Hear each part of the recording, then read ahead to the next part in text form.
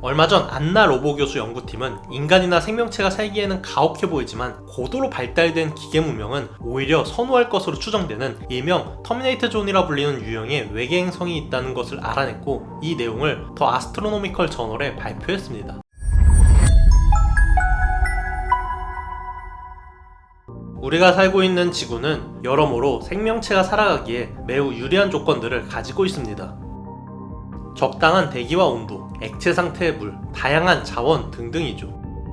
사실 이러한 것들이 가능한 이유는 지구가 물이 액체 상태로 존재할 수가 있으면서도 대기가 유지될 수가 있는 적당한 온도대인 일명 골디락스 존에 있기 때문인데요.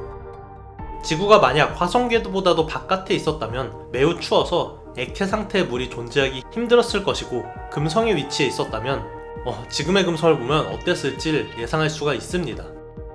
그런데 사실 이런 것보다도 중요한 게 지구의 굉장히 빠른 자전 속도와 자전축입니다.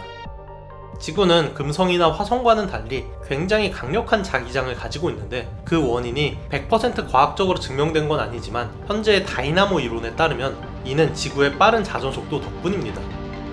40억 년 전 초기 지구의 자전 속도는 지금보다 6배나 빨라서 무려 4시간에 한 바퀴를 회전할 정도로 빨랐는데, 이 덕분에 지구의 융융 상태의 외액이 아직도 빠르게 자전을 하면서 자기장을 만들고 있다는 가설이죠. 거기다가 약 23.5도로 기울어진 기가 막힌 지구의 자전축은 지구 전체를 비교적 균일한 온도로 만들어줬고, 균일한 온도를 만들기 위해서 이론상 가장 좋은 기울기가 22.5도인 것을 생각하면 누가 지구를 일부러 이렇게 설계한 게 아닌가 싶은 생각이 들 정도로 기가 막힌 기울기입니다. 결국 우주에서 골디락스 존에 위치한 행성이면서 빠른 자전 속도와 적절한 자전축 기울기를 가진 행성이 생명체가 존재하기에 유리할 것이라고 생각을 해왔습니다. 지금까지는 말이죠.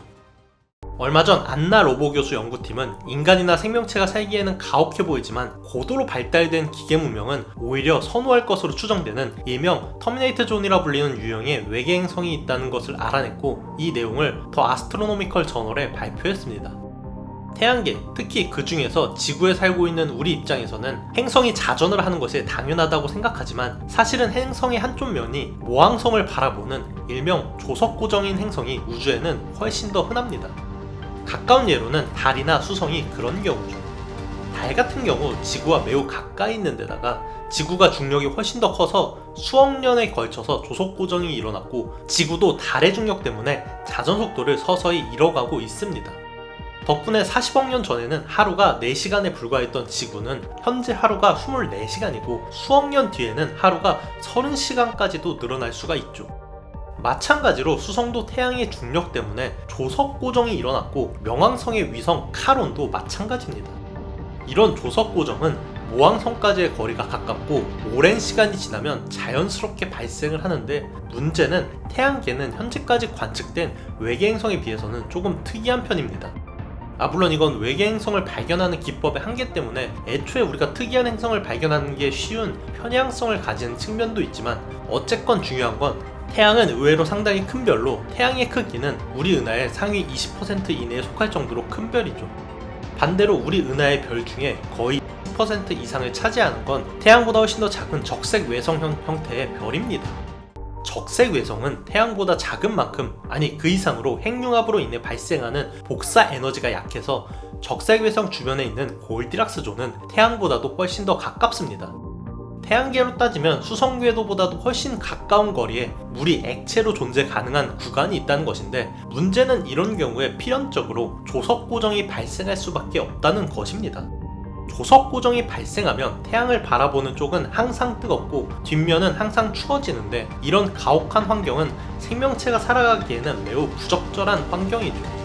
하지만 연구팀은 적색 외성의 골디락스 존에 위치한 조석 고정된 행성의 환경을 컴퓨터 시뮬레이션을 해봤는데, 놀랍게도 오히려 이런 환경이 고도로 발달한 문명 입장에서는 더 매력적인 환경일 수도 있다는 것을 깨달았습니다.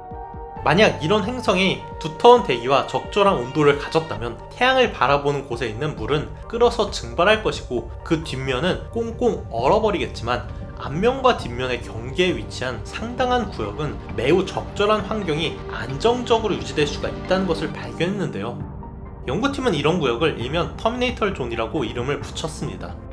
이런 터미네이터 존에 존재하는 행성에서 기계 문명이 생존하기 유리한 이유는 태양광이나 풍력 같은 일명 친환경 에너지를 지구와는 비교도 안 되는 효율로 얻을 수가 있기 때문입니다.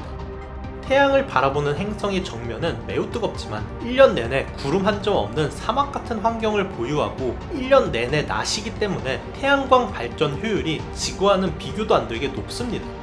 또한 뒷면은 수십억 년 동안 얼어있는 구간이기 때문에 남극기지처럼 연구 목적으로도 활용하거나 전파천문학 연구로도 활용할 수가 있고 환경적인 요인으로 축적된 자원들을 채굴하는 등으로 활용할 수도 있습니다.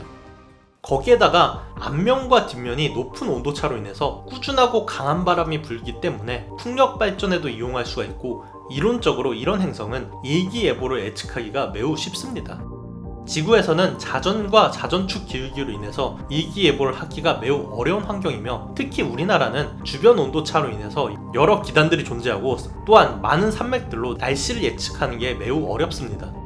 심지어 지구에서 40억 킬로미터 가까이 떨어진 해왕성의 기후를 예측하는 게 더 쉬울 정도죠. 하지만 조석 고정된 행성은 1년 내내 건조한 지역, 1년 내내 추운 지역, 수시로 비가 오는 지역 등 이런 지역들이 정해져 있고 기후를 예측하기가 훨씬 쉽다는 장점도 존재합니다. 물론 조석 고정된 행성이 단점이 더 많습니다. 일단 생명체가 안정적으로 존재하기 좋은 지역이 일명 터미네이터 존으로 한정된다는 것도 문제고 사람들도 이 구역에 몰려서 살 수밖에 없습니다. 하지만 기술이 매우 발전한 문명이라면 이런 온도 조건 정도는 에너지만 충분하다면 이겨낼 수가 있고 애초에 극도로 도시에 밀집을 해서 살아간다면 문제될 게 없습니다.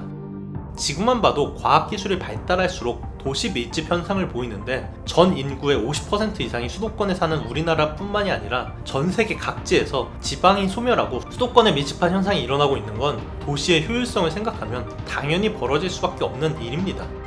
만약 조석 고정된 행성에서 살아가는 외계인들이 있다면 항상 적당한 기후가 있는 지역을 중심으로 도시가 만들어지게 될 것이고 그런 도시들로만 몰려드는 게 지구보다 훨씬 더 심할 것입니다. 이런 경우 우리보다 훨씬 더 큰 빈부격차가 있어서 부자들은 항상 파라다이스 같은 온도에서 살아가고 가난한 사람들은 추위나 열기가 가득한 지역에서 살고 있겠죠. 이건 이번 연구와는 다른 얘기인데 또 다른 장점은 적색 외성 자체가 태양보다 수명이 길다는 점이 있습니다. 태양은 고작해야 앞으로 수명이 50억 년 남았지만 가장 작은 적색 외성은 이론상 수명이 1조 년이기 때문에 최대한 오랫동안 우주에서 생존하고자 하는 기술 문명이 있다면 이런 적색 외성 주변의 터미네이터 존이 이주에서 문명을 만들기에 가장 유리하다는 것이죠. 너무 공상과학이긴 하지만 다이슨 스피어를 건설할 때 난이도가 가장 낮은 곳도 바로 적색 외성 주변입니다. 물론 이러한 가설들에도 현재 우리의 기술력으로는 적색 외성 주변에 있는 외계 행성을 발견하는 것조차 힘듭니다.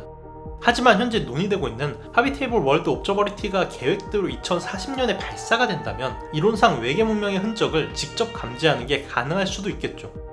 앞으로 다양한 외계 행성을 찾기 위한 프로젝트들이 논의되고 있는 만큼 언젠가 외계 생명체를 발견했다는 뉴스를 직접 보고 이 채널에서 많은 사람들에게 설명할 수 있는 날이 오기를 기대합니다. 그럼 이만.